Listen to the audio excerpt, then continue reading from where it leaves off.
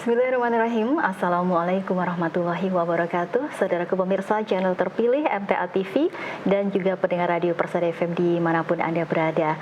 Alhamdulillah, puji syukur kehadirat Allah Subhanahu wa Ta'ala atas segala limpahan karunia dan nikmatnya, sehingga di kesempatan siang hari ini kembali kita berjumpa di program Kesehatan Spesialis ya. Dan kali ini bersama saya Ida Aisyah. Di samping saya sudah hadir Dr. Notarina Kusuma Astuti, MSc, spesialis radiologi, dokter spesialis radiologi dari Rumah Sakit UNS. Nah, hari ini kita akan membahas tema yaitu deteksi dini benjolan payudara. Dan tentunya kami akan mengundang Anda semuanya yang nanti ingin bergabung, bertanya, silakan Anda bisa menelpon ke 0271 679 3000, SMS dan juga WhatsApp-nya di 08 11 255 3000. Kita sapa terlebih dahulu ya Dr. Notariana Kusuma Astuti. Assalamualaikum warahmatullahi wabarakatuh, dokter. Waalaikumsalam warahmatullahi wabarakatuh. Terima kasih Mbak Ida. Iya. Selamat siang para pemirsa. Perkenalkan, saya Dr. Notariana Kusuma Astuti, spesialis radiologi dari RSUNS. Bisa disapa dengan Dokter Noah ya, biar lebih singkat Iya, karena tapi namanya nggak pakai H ya dokter ya? Iya, tidak. Dokter Noah ya, Iya, baik. Dr. Noah. Dan selain di Rumah Sakit UNS, ini juga sebagai staf pengajar di UNS. Ya, di Fakultas saya Kedokteran, mengajar ya. sebagai dosen juga di Fakultas Kedokteran UNS. Baik. Nah, ini kalau bicara tentang benjolan di payudara, beberapa waktu yang lalu di program ini juga pernah membahas begitu ya dokter ya, tentang benjolan yang harus dicurigai begitu. Tetapi waktu itu kami menghadirkan dokter spesialis bedah begitu. Nah, untuk hari ini dengan dokter Noah sebagai spesialis radiologi ini mungkin perbedaannya seperti apa dokter, gambarannya? Oke, kalau yang kemarin itu dengan dokter spesialis bedah ya, mungkin terapinya, cara membedakan. Nah, kalau sekarang mungkin deteksi dari awal dulu ya, gimana benjolan itu, kemudian apa langkah selanjutnya yang harus dilakukan para pemirsa jika ada benjolan. Bisa dengan pemeriksaan radiologi yang nanti kita bahas. Baik. Nah, kemudian karena tema kita ya deteksi dini benjolan payudara. Kemudian yang dimaksud dengan deteksi benjolan payudara itu yang seperti apa ini dokter? Oke. Yang pertama kita bedakan dulu ya antara screening sama deteksi. Kalau screening itu kita men-screening itu memeriksa di populasi suatu penduduk atau kumpulan orang yang tanpa gejala begitu ya Mbak Ida. Jadi misal di suatu kelurahan mengadakan screening pemeriksaan payudara. Nah, dari screening itu kita bisa pilih ya semua peserta tanpa benjolan. Gitu. Tanpa keluhan maksudnya ya. Dari tanpa keluhan itu kita semua screening oh ternyata ada benjolan. Nah, itu bisa terdeteksi dari awal seperti itu. Kalau deteksi dini itu jika pasiennya sudah merasa oh saya ada kayak nggak enak nih di payudara seperti itu ya, atau seperti ada benjolan seperti itu. Nah, itu perlu dideteksi secara dini supaya apa? Supaya untuk terapi berikutnya biar lebih tahu dari awal seperti itu. Baik. Nah, kalau bicara ini tadi ya, ada keluhan, kemudian rasa tidak enak, ini spesifiknya secara spesifik seperti apa begitu dokter? Mungkin rasanya itu ditusuk atau mungkin seperti apa? Oke. Biasanya pasien itu mengeluhkan yang pertama kalau dia terlihat nih ya, oh ada benjolan, terasa kayak payudaranya membenjol, atau pasien itu mengeluhkan saya nyeri sekali dok seperti itu ya, saya nyeri sekali di bagian seperti ini, atau pasien itu bisa mengeluhkan saya keluar cairan dari puting, bisa berupa darah atau bisa berupa cairan susu atau cairan bening seperti itu, atau bahkan yang paling parah itu sudah terjadi koreng atau luka seperti itu. Ini tadi kalau keluar cairan susu itu berarti di luar ibu yang sedang menyusui ya berarti iya, ya? Di ibu menyusui pun juga bisa ya, karena dia tersumbat nih asinya, misal bayinya tidak disusukan nih ASI-nya, dia bisa menggumpal si ASI ini sehingga membentuk suatu benjolan di situ yang isinya ASI semua di situ ya. Kalau lama-lama dibiarkan dia bisa terinfeksi. Kalau sudah infeksi dia menjadi kemerahan si payudaranya itu. Seperti itu. Baik, jadi pastinya nyeri sekali ya kalau yang seperti itu. Baik, kalau bicara tentang benjolan, kita sebagai orang awam atau masyarakat secara umum gitu pasti kan, waduh jangan-jangan nanti tumor atau jangan-jangan kanker gitu kan. Sukanya kan overthinking gitu ya. Jangan ditekan gitu.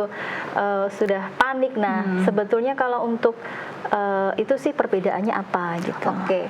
Jadi semua benjolan itu namanya tumor ya. Bahkan bisul yang kecil pun Mbak Ida itu namanya tumor ya. Jadi tumor itu suatu benjolan yang ada di tubuh. Nah, tumor ini dibagi menjadi dua ya. Tumor jinak dan tumor ganas. Kalau tumor jinak itu bisa berupa kista, terus bentuknya itu bagus ya, dia mobile. Jadi kalau diraba itu bisa geser-geser seperti itu ya.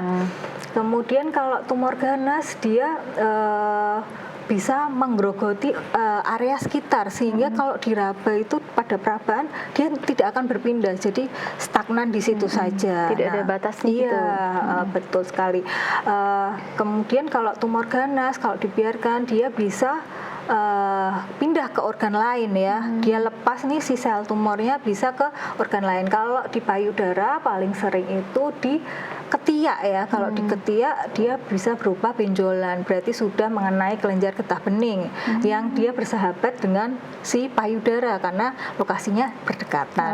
Kemudian bisa ke paru-paru. Kenapa paru-paru? Karena di belakang payudara ada paru-paru seperti itu. Iya. Padahal banyak juga nih ya yang memang bahkan yang belum menikah masih anak-anak muda juga ada mengeluhkan benjolan di ketiak begitu ya. Berarti itu juga patut dicurigai memang itu dari payudara gitu. Jadi gini, kalau benjolan di ketiak kan memang ketiak itu tempatnya kelenjar getah bening. Kelenjar getah bening itu fungsinya apa sih Mbak? Fungsinya itu untuk dia seperti tentara tubuh. Jadi jika ada infeksi dia yang keluar pertama nih. Nah, kalau dia ada infeksi atau radang dia bisa membengkak. Jadi tidak perlu untuk jadi tumor, kanker, dia bisa membengkak. Nah, pasien anak-anak pun dia bisa membengkak ketiaknya bahkan di leher. Jadi ada jalur kelenjar getah bening mulai dari leher sampai ke bawah ya, sampai ke selangkangan itu bisa seperti itu. Jadi itu dalam rangka melawan infeksi tadi ya. Gitu ya, baik. Kemudian ini dokter, kalau tentang benjolan payudara ini sebetulnya faktor risiko yang mempengaruhi itu apa saja begitu? Oke, faktor risiko pada kanker payudara atau benjolan payudara bahkan yang jinak pun ada faktor risikonya ya, sama yaitu yang pertama dibagi menjadi dua dulu ya. Yang dia didapat maksudnya tidak bisa diubah nih karena itu sudah takdir ya gitu ya. Yang pertama adalah usia. Semakin tua pasien itu atau orang itu akan meningkatkan angka terjadinya tumor seperti itu. Yang kedua itu adalah jenis kelamin. Nah, kalau di sini kan perempuan ya yang paling banyak ya dibanding laki-laki. Kemudian genetik, dari genetiknya pasien itu misal dia mempunyai sel pembawa atau selnya itu bermutasi ya sehingga selnya itu rusak sehingga menyebabkan terjadinya tumor. Kemudian keturunan, dari faktor keturunan, misal ibunya dia mempunyai riwayat kanker. Nah, hampir lebih dari 50% itu meningkatkan faktor risiko untuk terjadinya tumor atau kanker. Kemudian haid ini juga ternyata bisa Mbak. Kalau haidnya itu kurang dari 12 tahun itu meningkatkan terjadinya tumor ya, tumor atau kanker. Kemudian menopause itu kalau semakin lama menopausnya misal lebih dari 55 tahun dia akan meningkatkan faktor risiko untuk terjadinya tumor di payudara. Kenapa? Karena dia dipengaruhi oleh hormonal. Ketika pasien itu menopausnya lebih lama, dia hormonalnya otomatis masih bekerja seperti itu. Kemudian faktor yang kedua yaitu faktor yang dapat diubah ya, misal pola hidup nih, kurang olahraga ya, sekarang mungkin mageran ya, karena ada HP ya, jadi di rumah cuma mageran gitu ya. Nah, makanan ini banyak ya, seperti gorengan, kemudian kebanyakan kopi, coklat karena mengandung santin gitu. Kemudian merokok itu pasti. Yang kedua adalah obesitas. Obesitas ini bisa mempengaruhi adanya faktor resiko itu, karena obesitas ini biasanya berhubungan dengan hormonal juga ya. Kemudian orang-orang yang mendapat terapi hormonal, misal menstruasinya tidak teratur, kemudian dari dokter meresepkan untuk terapi hormonal biar headnya teratur lagi gitu ya, dia bisa meningkatkan faktor resiko adanya benjolan di payudara. Kemudian pasien yang tidak menyusui, nah yang tadi ya kita sudah ngobrol itu ya Mbak, bisa meningkatkan adanya benjolan di payudara. Kemudian pasien-pasien yang mendapat terapi radiasi sebelumnya, misalnya mendapat terapi radiasi yang sudah 10 tahun di rongga dada, nah dia bisa meningkatkan adanya benjolan di situ, seperti penyakit yang limfoma seperti itu Mbak. Baik, dokter, kalau ini tadi ya disampaikan faktor yang nomor 5 tadi, yang faktor yang tidak bisa diubah. Nah, menopause di atas usia 55 tahun. Nah, padahal kalau untuk saat ini banyak juga treatment atau orang yang berusaha untuk menunda menopause begitu ya. Ini berarti ya bisa, karena dia kan ya, otomatis kenapa ditunda, berarti kan ada terapi hormonal di situ seperti itu. Jadi ya bisa meningkatkan resiko seperti itu. Kapan waktu menopause itu bisa diprediksi ya. Tanya ibunya sebelumnya mensnya menopausnya umur berapa, usia berapa gitu ya. Nah itu bisa jadi ancer-ancer ya? Iya, ancer-ancer gitu loh, 1 tahun atau 2 tahun sebelum atau setelahnya gitu. Gitu ya, berarti meskipun tidak sama persis waktunya, tapi deket itu ya? Berdekatan dengan ibu kandungnya. Gitu, baik-baik. Kemudian kalau tadi disampaikan bahwa salah satu faktor yang tidak diubah juga jenis kelamin begitu ya, perempuan. Nah, ini apakah berarti kalau untuk laki-laki itu tidak ada risikonya? Tidak. Jadi kalau laki-laki itu Mbak, ternyata ada kelenjar payudara nih ya. Jadi waktu bayi itu dia masih membawa hormon ibunya. Jadi pas waktu bayi biasanya puting bayi laki-laki itu agak menonjol begitu ya. Nah, justru itu ya kalau pas bayi. Biasanya normal pada bayi neonatus ya. Tetapi begitu dewasa dia akan rudimenter atau lama-lama menghilang seperti itu. Tetapi ada kondisi yang lain, ternyata si kelenjar payudara ini masih menetap. Dia kondisi fisiologis yang bisa ditemukan pada orang tertentu ya.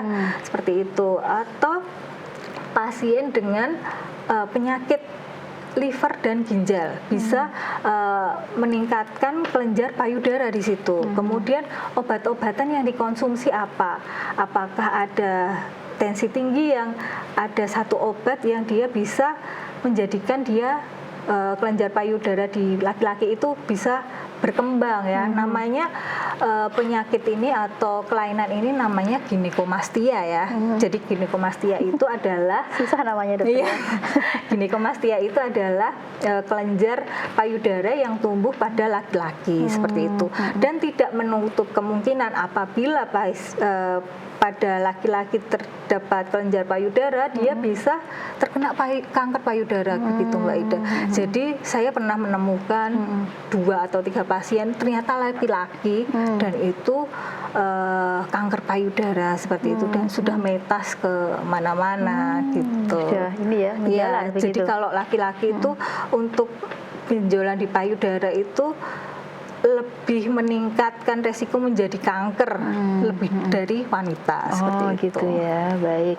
Meskipun kasusnya sangat kecil. Iya, sangat kecil. Baik. Nah, kemudian ini dokter ke inti sesuai tema. Nah, ini bagaimana cara mendeteksi dini benjolan di payudara ini, dokter? Ya, untuk deteksi dini itu bisa dilakukan dengan 2 cara ya. Yang pertama sadari sama sadanis. Sadari itu apa? Pemeriksaan payudara sendiri. Kalau sadanis itu pemeriksaan payudara dengan klinis. Dengan klinis itu bisa diperiksa dengan dokter. Jadi sadari ini bisa dilakukan oleh pemirsa sendiri di rumah ya. Dilakukan kapan sih Mbak ya gitu ya. Kapan sih? Tiap bulan ya. Tiap bulan bisa dilakukan. Apabila pasien atau pemirsa ini mau melakukan itu waktunya setelah menstruasi. Misal menstruasinya tanggal 1, tanggal 7, 8, 9, 10 itu bisa diperiksa ya. Jadi dihitung dari menstruasi yang pertama. Jadi 3 hari ya, 7, 8, 9, 10 seperti itu. Kemudian kalau sudah menopause bisa kok diperiksa sendiri ya. Waktunya kapan saja bisa karena dia sudah tidak dipengaruhi oleh hormonal ya. Jadi bisa diraba. Gimana sih cara untuk melakukan sadari ya? Misal payudara yang sebelah kiri yang mau diperiksa, maka tangan kirinya perlu diangkat ya, diangkat sampai ke setinggi ke kepala ya. Kemudian diraba nih, arah rabanya pun ada beberapa cara ya. Ada yang dari radial. Radial itu dari tengah menuju ke pinggir, terus pinggir menuju ke tengah, kemudian bisa muter seperti obat nyamuk seperti itu ya. Dari tengah searah jarum jam ke keliling gitu. Kemudian atau dari sekitarnya menuju ke tengah juga bisa. Kemudian dari atas ke bawah, mulai dari tengah sampai ke pinggir ya, dari atas ke bawah seperti itu caranya. Menggunakan 3 jari ya, jari telunjuk, tengah sama yang jari manis seperti itu. Itu dalam kondisi tangan masih terangkat Iya, ya? masih terangkat. Jadi seperti ini ya. Itu dan sebaliknya juga ya, kalau yang kanan ya, seperti harus itu juga. dua-duanya yang diperiksa seperti itu. Baik, itu yang sadari. Kemudian yang ini tadi sadanis. Iya, sadanis itu jika pasien ketemunya apa sih kalau dia ada benjolan yang harus diwaspadai dulu ya. Ada beberapa benjolan yang harus diwaspadai oleh pemirsa ya. Tadi yang dari sadari tadi ya? Iya, misal ada tadi ya, sudah saya jelaskan di awal yaitu putingnya keluar darah atau keluar cairan. Cairannya bisa cairan bening atau cairan seperti susu. Kemudian ada benjolan seperti itu. Kemudian ngaca di depan kaca, oh payudaranya beda sebelah ya. Kanan sama kiri. Ternyata kanan lebih turun ya, atau yang kirinya lebih terangkat karena kemudian ada benjolan di situ. Kemudian terasa nyeri di ketiak sampai ke payudara. Kemudian kulitnya bisa tebel, bisa tebel. Yang paling parah itu kulitnya seperti kulit jeruk ya, kulit jeruk. Jadi brinjol-brinjol gitu ya. Kalau orang Jawa namanya brinjol-brinjol. Kemudian putingnya bisa masuk ke dalam, namanya puting retraksi ya. Kemudian yang kalau telat gitu ya, kalau pasiennya telat datang ke kita, bisa bahkan ada koreng ya, atau luka di payudaranya bisa sampai bernanah. Bahkan saya menemukan sudah ada makhluk lain ya di situ ya. Iya, sudah ada belatungnya, bahkan sudah ada seperti itu. Itu korengnya itu tidak selalu di puting, dimanapun. Jadi pas benjolannya itu bisa Mbak ya. Jadi pas waktu benjolannya misal di arah jam 1 nih. Mungkin diobati apa saya juga nggak tahu. Lama-lama kan gatel tuh ya. Jadi kayak buka, atau memang dia kayak si tumornya ini pengen keluar gitu ya. Jadi kayak meletus gitu ya gitu. Itu sering pada pasien yang mungkin telat ya untuk periksa, takut, terus nanti kalau ini gimana, kalau gini gimana, biayanya gimana. Nah itu butuh support system ya sebenarnya. Baik, jadi apapun itu ya, ketika menemukan benjolan sekecil apapun atau mungkin juga rasa nyeri, memang sebaiknya segera diperiksakan gitu ya. Baik, nanti disambung di sesi yang kedua, kita akan jeda dulu. Pemirsa dan juga pendengar dimanapun Anda berada, tetap bersama kami di program spesialis. Kami akan segera kembali setelah beberapa informasi berikut ini.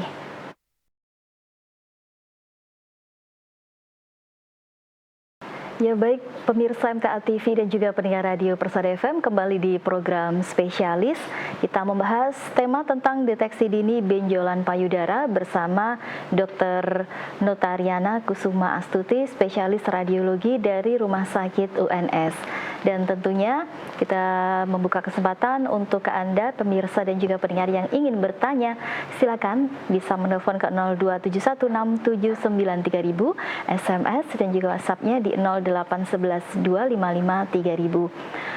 Baik, Dokter Noah, tadi sudah dibahas ya tentang deteksi dini kanker payudara. Yang pertama tadi dengan sadari. Nah, kemudian juga ada yang tadi namanya sadanis. Nah, ini apa ini dokter maksudnya? Oke, jadi kalau pasien atau pemirsa yang sudah menemukan benjolan atau tadi gejala-gejala seperti yang ditampilkan tadi ya, bisa langsung ke dokter ya, bisa ke vaskes pertama, dokter umum atau ke dokter bedah ya. Dokter bedah bisa bedah umum atau bedah onko. Nah, dari bedah itu, dari dokter umum, dokter bedah itu nanti akan lanjut ya ke radiologi ya untuk pemeriksaan. Oh, ini sebenarnya benjolan atau bukan. Kadang pasien itu mengeluhkan ada benjolan nih, nyeri. Ternyata itu adalah kelenjar payudara yang normal. Biasanya kalau mau mens itu kan payudaranya agak bengkak ya, agak sakit. Nah, ternyata itu adalah kelenjar payudara yang mau menstruasi seperti itu. Jadi harus periksa ke radiologi dulu. Nah, dari radiologi ini ada beberapa alat ya yang bisa untuk mendeteksi oh ini benjolan atau bukan. Yang pertama itu menggunakan mamografi ya. Ada alat namanya mamografi, kemudian bisa ke USG dan MRI. Kalau mamografi ini dia basicnya adalah X-ray, jadi ada paparan radiasi. Walaupun ada paparan radiasi, itu sangat kecil dia. Jadi dosis radiasi yang kena ke pasien dengan mamografi itu masih dosis yang diizinkan dari Bapeten ya, sesuai dengan kesehatan. Kemudian manfaatnya apa sih untuk mamografi ini? Untuk mendeteksi kalau sebenarnya dia untuk screening bisa ya, jadi dia mendeteksi adanya kalsifikasi kecil-kecil. Jika belum ada benjolan, dia bisa mendeteksi dulu nih karakteristik dari kalsifikasi atau pengapuran ya, apakah pengapurannya itu di dalam saluran payudara atau kelenjar payudara, apakah dia akan mengarah ke ganas atau bukan, seperti itu. Dan ada syaratnya ya kalau mamografi ini untuk usia lebih dari 40 tahun. Dia tidak bisa untuk 40 tahun ke bawah. Kenapa? Karena dia masih kelenjar payudaranya itu masih padat ya, sehingga di waktu dilakukan pemeriksaan dengan foto dia tidak akan terdeteksi Mbak, seperti itu, atau sangat sulit karena tertutup oleh kelenjar payudara, seperti itu. Tetapi kalau mamografi ini sebenarnya agak sedikit tidak nyaman ya. Kenapa tidak nyamannya? Payudara itu dikompres ya, jadi mungkin ada videonya gitu ya, ditekan gitu ya, ditekan. Kemudian, nah ini kan alatnya ya. Payudaranya dia ditekan dengan alatnya itu, dikompres seperti itu supaya mendapatkan gambaran di dalamnya ada benjolan atau tidak, ada kalsifikasi atau tidak ya. Ada dua sisi ya. Yang pertama sisi yaitu atas dan bawah ya, untuk melihat payudara dari bagian atas ke bawah. Kemudian sisi kedua adalah di vertikal ya, posisinya seperti itu ya. Nah, ini untuk alatnya memang alat di radiologi itu besar-besar ya Mbak. Ini untuk mamografi. Nah, pasiennya akan berdiri di situ, kemudian payudaranya itu akan dikompres ya. Pakai alatnya itu dia akan ditekan seperti itu. Kemudian akan membentuk foto. Nah, seperti itu ya. Nah, itu mungkin pasiennya tidak nyaman ya, karena terlalu ditekan ya. seperti itu ya Mbak ya. Nah, ini untuk posisi satunya yaitu menekan dari arah vertikal ya, jadi digencet seperti itu supaya mendapat gambaran yang bagus itu ya. Bersamaan dokter? Dari atas sama samping itu? Enggak bersamaan, satu-satu. Oh ya. Nah, waktunya tergantung pasiennya kooperatif atau tidak. Biasanya enggak sampai 20 menit, cuma dikompres aja sama diginiin sesuai dengan posisinya seperti itu. Yang kedua menggunakan alat USG ya. Kalau USG ini aman ya. Kenapa aman? Karena dia menggunakan gelombang suara. Jadi tidak ada radiasinya dan bisa diulang per 6 bulan nih. Kalau ada benjolan bisa diulang per 6 bulan. Nah, di situ tergantung operator dependen ya. Karena yang mengerjakan dokter radiologi sendiri butuh waktunya berapa lama sih kalau USG itu. Nah, kalau satu payudara ini ternyata banyak sekali benjolannya ya otomatis lebih lama ya. Seperti itu. Karena kita harus detail nih benjolannya itu ada berapa. Terus karakteristiknya seperti apa, berapa senti seperti itu ya. Jadi tergantung dari pasiennya sendiri benjolannya itu banyak atau tidak seperti itu.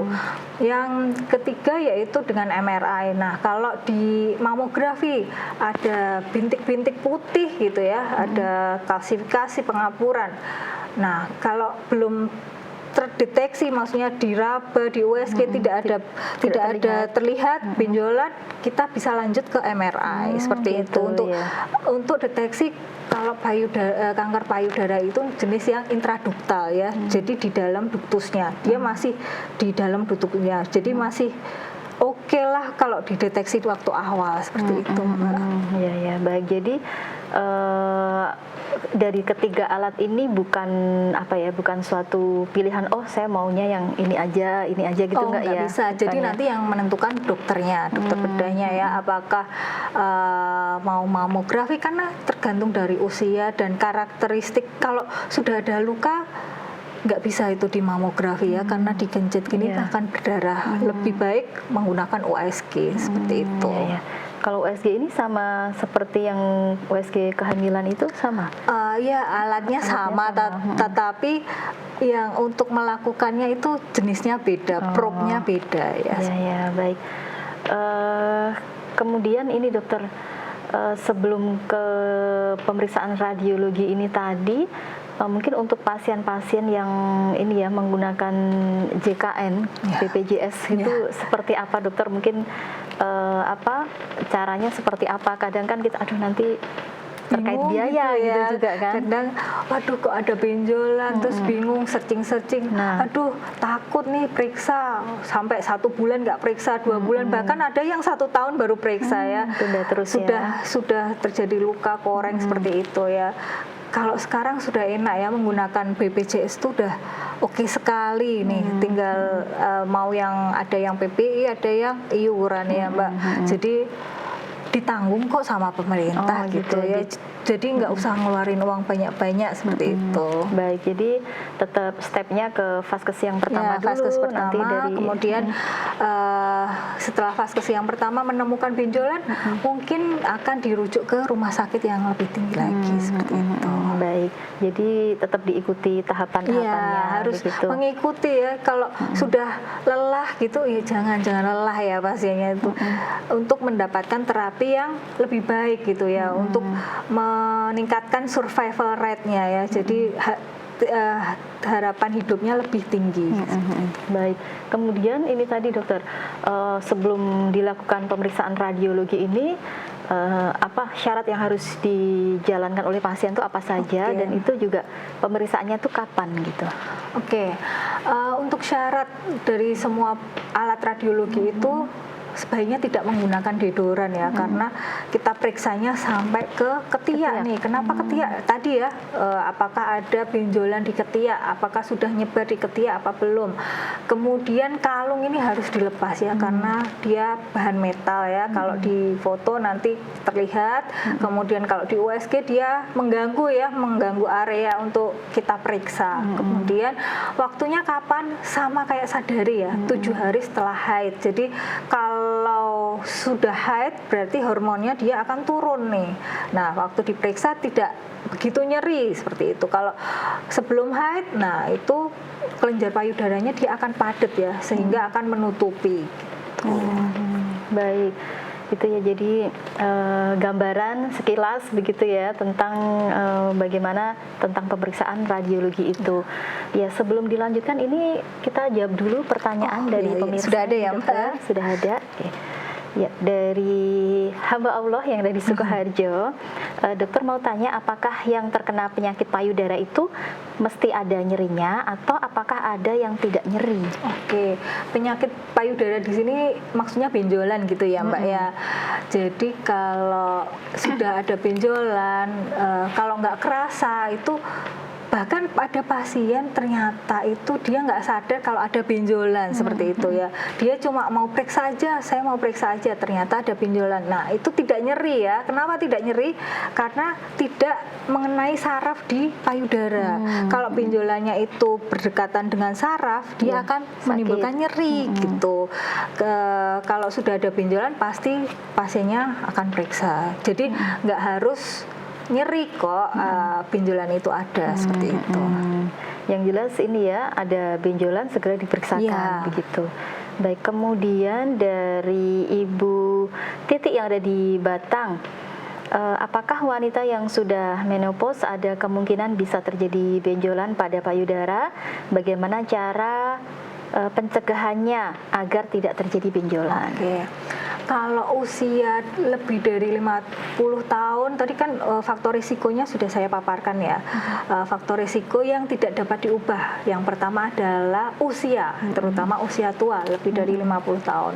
Kemudian pasien menopause itu pasti sudah tua ya, jadi faktor risikonya akan meningkat. Nah, untuk pencegahannya gimana yang bisa, faktor risiko yang bisa diubah tadi ya, seperti pola hidup, terus terapi hormonal, sebaiknya kalau KB seperti itu, mendingan jangan yang hormonal gitu ya. Kemudian faktor-faktor yang lain ya yang bisa diubah. Tapi kalau sudah 50 tahun itu sebaiknya periksa rutin deh, setidaknya MCU 1 kali ya, untuk mendeteksi apakah ada benjolan payudara apa tidak ya. Medical apa dokter? MCU? Medical check up. Oh ya, medical check up ya.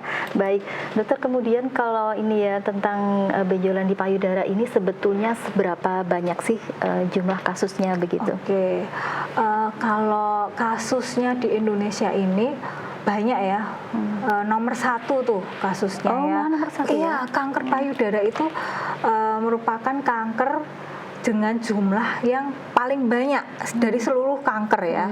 Yang pertama itu adalah kanker payudara, yang kedua wanita juga nih, yaitu kanker serviks ya. Kemudian ada lagi kanker paru, terus kanker usus dan kanker lain yang mengikuti ya. Terus kalau di dunia, nah di dunia itu ternyata juga kanker payudara yang paling banyak ya. Nomor 1 itu adalah kanker payudara. Dari semua kanker payudara itu yang meninggal lebih dari 600.000 jiwa ya.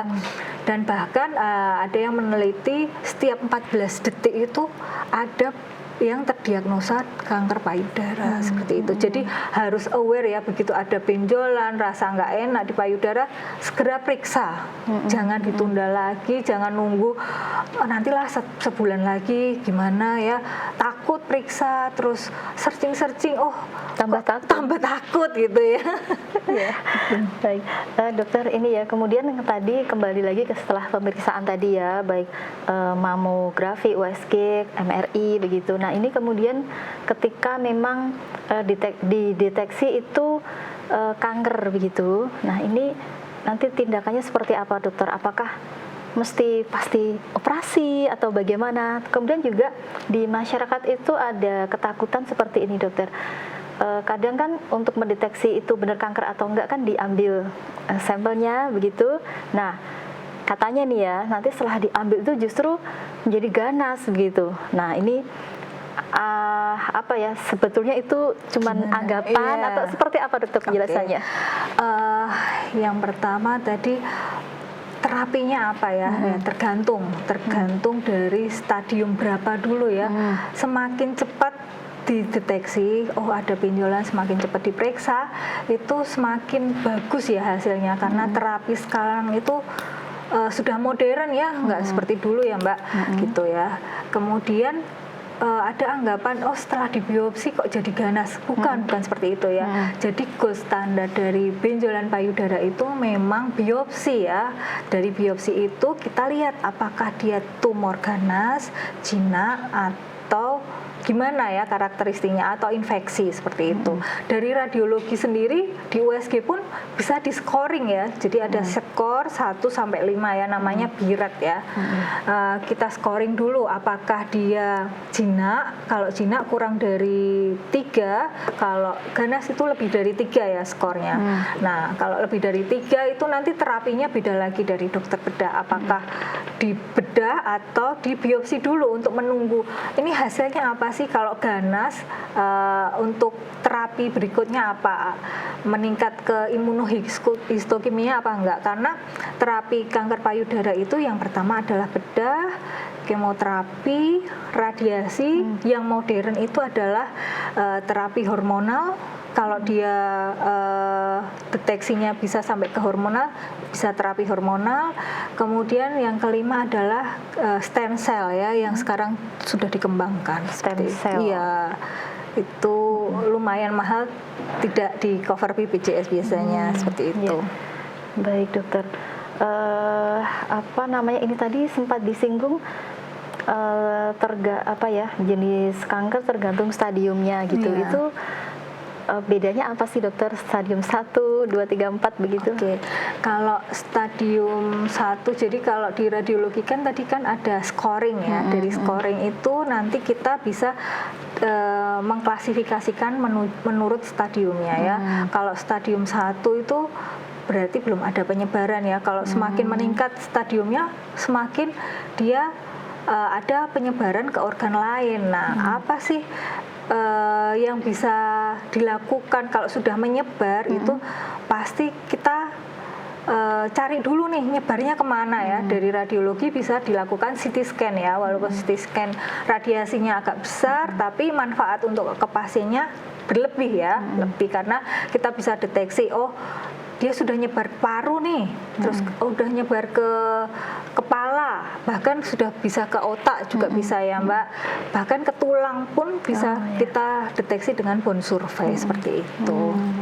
Baik, jadi itu ya yang membedakan stadium-stadium tadi. Kemudian dokter, untuk pasien, untuk masyarakat yang memang dia sudah terdeteksi kanker begitu, ini sebaiknya seperti apa? Jadi selain apa ya, mengikuti prosedur treatment atau untuk menghilangkan penyakitnya begitu. Kemudian untuk apa ya, dari makanan, dari pola hidup yang bisa disampaikan apa ini dokter? Oke, kalau pola hidup ya, pola hidup yang sehat ya, tidur teratur, jangan stres-stres, karena stres itu akan menimbulkan sel-selnya itu jadi berkembang tidak sesuai gitu ya, jadi berlebihan karena stres. Terus makanan sebaiknya buah, sayur gitu dibanyakin, walaupun pengen itu ya jangan rutin gitu loh ya. Misal pengen mie instan boleh, cuma jangan tiap hari dimakan gitu ya, buat selingan aja gitu. Selain itu kalau sudah kena kanker payudara, diikuti sampai selesai terapinya itu dan dinyatakan sembuh, survival rate untuk kanker payudara kalau sudah ketemu sejak dini itu meningkat sekarang Mbak, karena terapi itu sudah bagus ya sekarang, survival rate-nya lebih tinggi. Kemudian nanti kalau sudah selesai sembuh, jangan lupa kontrol. Bahkan kontrolnya itu ada jadwalnya ya Mbak. Oh, ya. Habis operasi biasanya 3 bulan dulu, per 3 bulan nanti kita periksa lagi ke radiologi biasanya ya. Gitu. Bisa di USG lagi, kemudian foto ronsen dada ya, apakah ada penyebaran di sana selama 3 bulan itu, selama setahun 2 tahun. Kemudian setelah itu per 6 bulan, setelah per 6 bulan oke, per 1 tahun.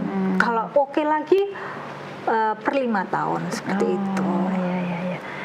Jadi harus ini ya dokter ya, selalu waspada ini berarti. Iya. Terus ya meskipun tadi sudah operasi tetap harus dikontrol terus begitu, termasuk tadi pola istirahat, pola makan, dan tadi mungkin juga olahraga begitu ya dokter ya. Olahraga. Setidaknya jalan pagi lah, itu yang paling murah dan paling ringan gitu ya. Baik, terakhir ini dokter mengingat waktunya ya, mungkin pesan yang perlu digarisbawahi nih dokter terkait ini tadi ya, tema kita deteksi dini benjolan payudara, silakan. Untuk pemirsa yang mendapatkan benjolan payudara atau nyeri di payudara, sebaiknya segera periksa ya, jangan ditunda lagi, jangan overthinking ya, mikir oh ini gimana ya, periksa dulu apa benjolannya, seperti itu. Kalau ada benjolan, benar ada benjolan ya diterapi ya, kita pilihkan terapi dari dokter bedahnya itu, pilihkan terapi yang terbaik untuk pasiennya ya. Kemudian support sistemnya mendukung, misal suami atau ibu itu mendukung, mengantar ke periksa atau apa ya, seperti itu. Jadi jangan takut untuk periksa, terus periksa tiap bulan, sadari ya jika ada benjolan langsung ke dokter. Tetapi kalau nggak ada benjolan, tetap periksa tiap bulan apakah ada perubahan dari payudara tersebut. Baik, terima kasih Dokter Noa untuk ilmunya, untuk pasien, pemirsa semuanya juga, untuk saya juga menambah ilmu, menambah kewaspadaan begitu ya dokter ya. Semoga dengan informasi ini tadi juga menambah kewaspadaan untuk pemirsa, untuk masyarakat semuanya. Semoga sehat selalu dokter, dan lain kesempatan mungkin bisa hadir kembali. Assalamualaikum warahmatullahi wabarakatuh. Waalaikumsalam warahmatullahi wabarakatuh. Ya baik, saudaraku pemirsa channel terpilih MTA TV dimanapun Anda berada, dan juga pendengar radio Persada FM. Demikian acara spesialis untuk kesempatan siang hari ini. Akhirnya saya Ida Aisyah dan seluruh kru yang bertugas pamit undur diri. Wassalamualaikum warahmatullahi wabarakatuh.